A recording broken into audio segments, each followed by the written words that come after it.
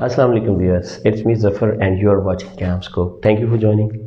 हम डिस्कस कर रहे थे periodicity ऑफ प्रॉपर्टीज़ और उसमें भी हम जो अभी टॉपिक डिस्कस कर रहे हैं that is atomic size of an atom, minutely small particle, how to evaluate its size. Okay, तो the size of an atom is the average distance between, ये एवरेज डिस्टेंस पे ज़रा गौर कीजिएगा, average distance between the nucleus of an atom and the outer electronic shell, यानी average distance होना चाहिए। एक बात मैंने लिखी, considering atom to be spherical, इसका मतलब है एटम बेसिकली स्फेरिकल नहीं है। ये मैंने एटम का साइज बनाया, ये न्यूक्लियस है, एवरेज डिस्टेंस लेना है। ये देखो वैलेंस शेल यहाँ से करीब है, यहाँ से दूर है, यहाँ से मैक्सिमम दूर है, यहाँ से दूर है, यहाँ से करीब है, इन सब का एवरेज डिस्टेंस लिया जाता है considering atom to be spherical. ये एवरेज, इन सब डिस्टेंसेस का एवरेज डिस्टेंस लेना है। कौन सा? From the nucleus to the valence electron. इसको आप वैलेंस समझो, यहीं पे कहीं पे कोई वैलेंस इलेक्ट्रॉन है, यानी वैलेंस यू मीन आखिरी शेल, आखिरी शेल के इलेक्ट्रॉन और न्यूक्लियस का average distance while considering atom to be spherical, यानी बिल्कुल गोल हम कंसीडर, हालांकि एटम बिल्कुल बॉल की तरह गोल नहीं है। अब ये भी याद रखो, पहले तो आप डेफिनेशन देखें, the size of an atom is the average distance between the nucleus of an atom and the outer electronic shell. Nucleus से ले करके, यानी अगर ये न्यूक्लियस है तो यहाँ से लेकर के ये वैलेंस शेल है, तो यहाँ से यहाँ तक का एवरेज डिस्टेंस, इस केस में आप देखो ये स्फेरिकल नहीं है, लेकिन कंसीडर हम यही करते हैं कि ये स्फेरिकल है।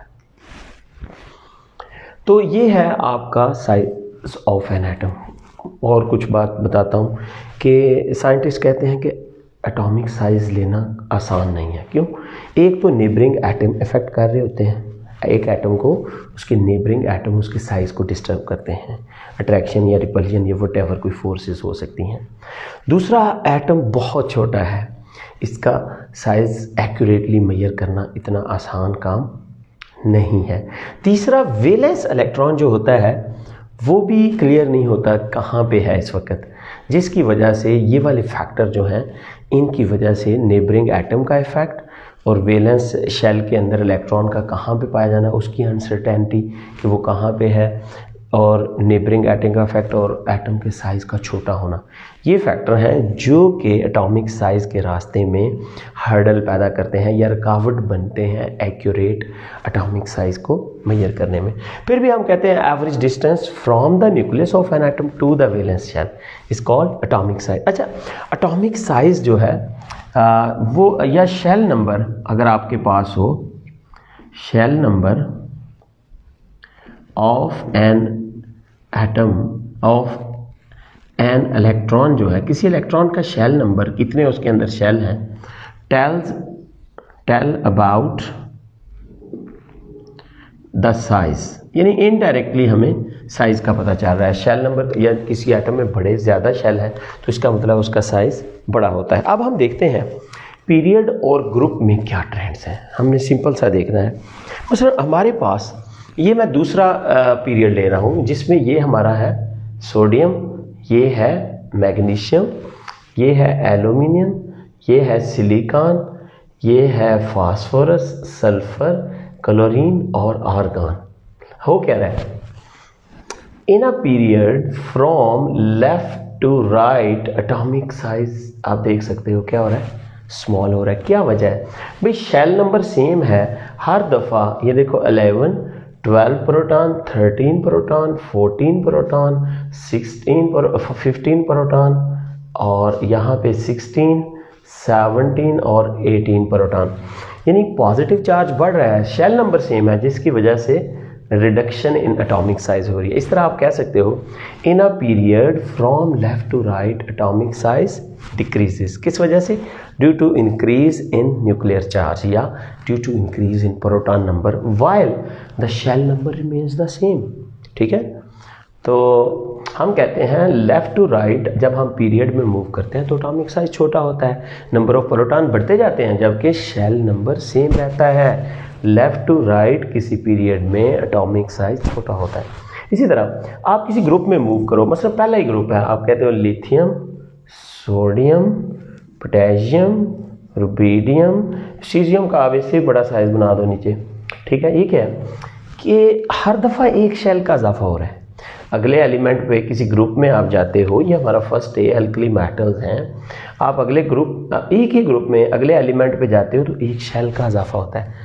एक शेल का इजाफा जब होता है तो ज़ाहिर है size of an atom expand करता है, एक पूरा शेल आ रहा है। तो from top to bottom in a group atomic size increases due to increase in shell number. तो आप लिखें फिर, पहले हम लिख देते हैं in a group from top to bottom, in a trends लिख रहे हो आप, क्या ट्रेंड्स हैं, क्या पीरियोडिसिटी है साइज में। अच्छा, in a group from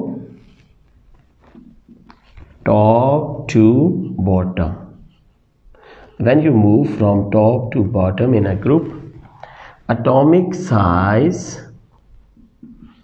increases। किस वजह से? हर दफ़ा ये देखो ना, अगर इसमें 2 शेल है तो इसमें 3 शेल है, इसमें 4 शेल है, हर दफ़ा शेल का इजाफा हो रहा है, ठीक है। From top to bottom in a group from top to bottom atomic size increases. किस वजह से? Due to increase in atomic size increases due to increase in shell number कर दो, एक शेल का इजाफा हो जाता है, ठीक है। शेल बढ़ेगा तो एटॉमिक साइज भी एक्सपैंड करेगा। जबकि इन अ पीरियड आप मूव करो left to right, in a period from left to right, क्या होगा जी? Atomic size decreases. किस वजह से? एटॉमिक साइज डिक्रीज क्यों हो रहा है? क्योंकि प्रोटॉन नंबर बढ़ रहा है, शेल नंबर सेम रहता है।